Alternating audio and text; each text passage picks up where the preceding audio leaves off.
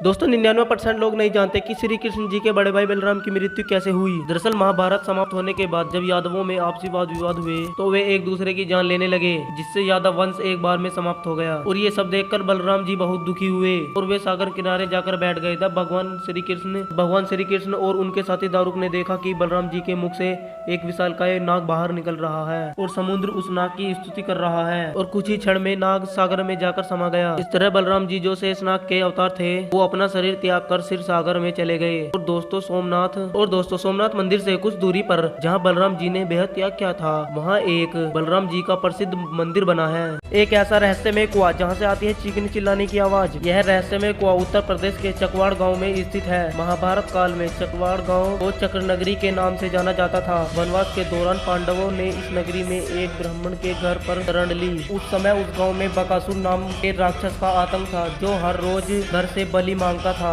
लेकिन जब यह बात पांडवों को पता चली तो उन्होंने उस राक्षस को ललकारा और दोनों में भयंकर युद्ध हुआ और भीम ने बकासुर को बंदी बनाकर उसकी नाक में लोहे के बड़े से नाक डाला दिए और उसे कुएं में फेंक कर कुएं को बंद कर दिया गया। और तभी से वो शैतान उस कुएं में बंद है और तभी से उस कुएं से रोज चीखने चिल्लाने की आवाजें आती हैं। लोगों का मानना है कि राक्षस लोगों की बलि मांगता है। दोस्तों इस वीडियो को एक लाइक एंड चैनल को सब्सक्राइब करके कमेंट में हर हर महादेव जरूर लिखना। आखिर रावण की मौत के बाद मंदोदरी का क्या होता है? जब रावण श्री राम के हाथों मारा गया उसके बाद मंदोदरी का क्या होता है? रावण की मौत के बाद प्रभु श्री राम ने विभीषण को लंका का राजा बना दिया और भगवान श्री राम ने मंदोदरी को विभीषण जी से विवाह करने का सुझाव दिया और उन्हें याद दिलाया कि वह अभी भी लंका की महारानी है और अत्यंत महाबली की विधवा है। परंतु मंदोदरी ने इस प्रस्ताव को स्वीकार नहीं किया और खुद को महल के एक कमरे में कैद कर लिया और काफी समय तक मंदोदरी ने बाहरी दुनिया से संबंध नहीं रखा। और जब वह अपने महल से बाहर आई और विभीषण जी से विवाह करने के लिए तैयार हो गई, परंतु कुछ विद्वानों का मानना है कि इन बातों में कोई सच्चाई नहीं है। लेकिन मंदोदरी की इन बातों पर विश्वास करना थोड़ा मुश्किल है क्योंकि वह सती स्त्री थी जो अपने पति के समर्पण का